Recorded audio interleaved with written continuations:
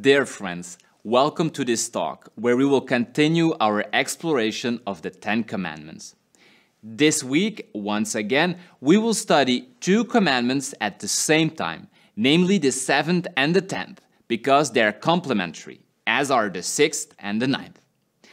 The seventh and 10th commandments order us to respect the goods of others and urge the whole human family to make sure that none of its members lacks the basic necessities.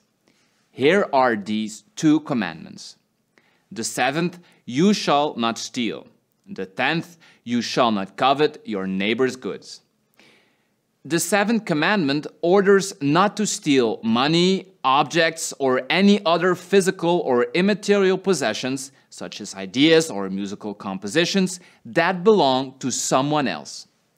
The commandment also means that we cannot keep for ourselves what belongs or should go to someone else. This can be something that we actually stole or a lost item that we happen to find, like a wallet or a cell phone. In this case, we must try to return it to its owner. The commandment requires too that adults pay the taxes the government is demanding. This is an amount of money due to the state which we do not have the right to knowingly retain. As Jesus says in the Gospel, we must give back to Caesar what belongs to Caesar. Caesar was the civil authority in the time of Jesus. In return, the state has the responsibility of using this money for the good of its citizens. Let us add another example that concerns adults. If an employer asks his employees to perform a certain work that then, in order to enrich himself personally, he does not give them a fair salary in consideration of the value of their work, then he knowingly holds back what is due to his employees. This is a sin against the seventh commandment. Unfortunately, this happens often in poor countries, where some large companies based in rich countries have all kinds of goods like clothes, electronic devices, and other products made and assembled for which they pay insufficient wages. The employees, who are sometimes children, do not even receive the money needed to buy enough food for their family. This is unacceptable.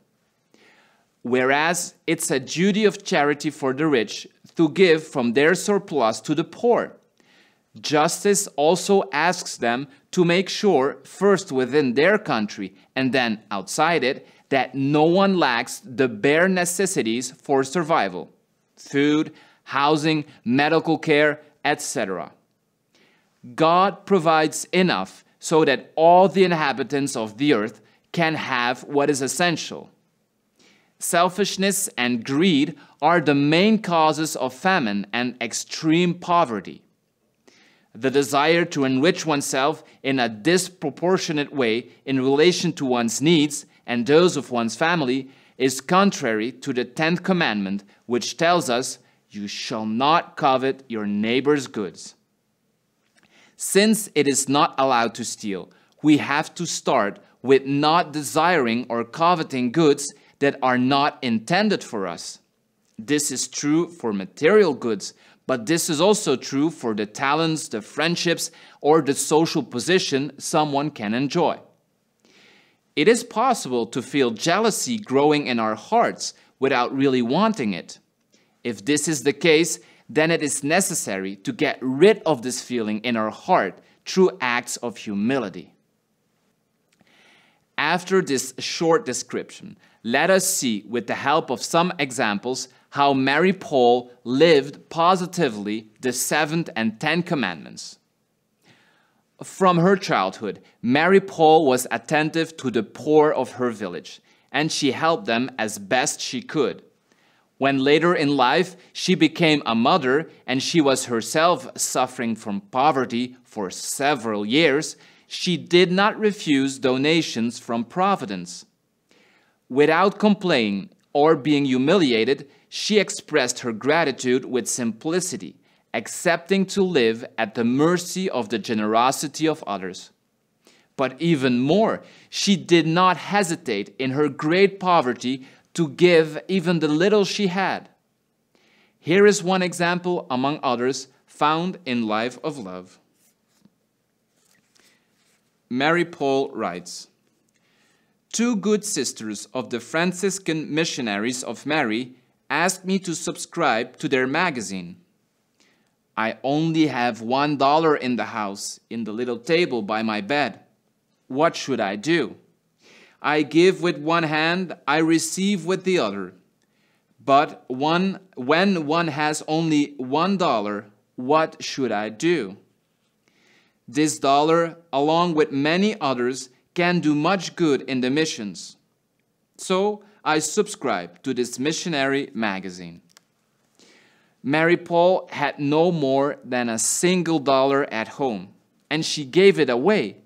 This shows how great was her trust in providence, and how admirable it is to see how much she thought of others first before considering her own needs.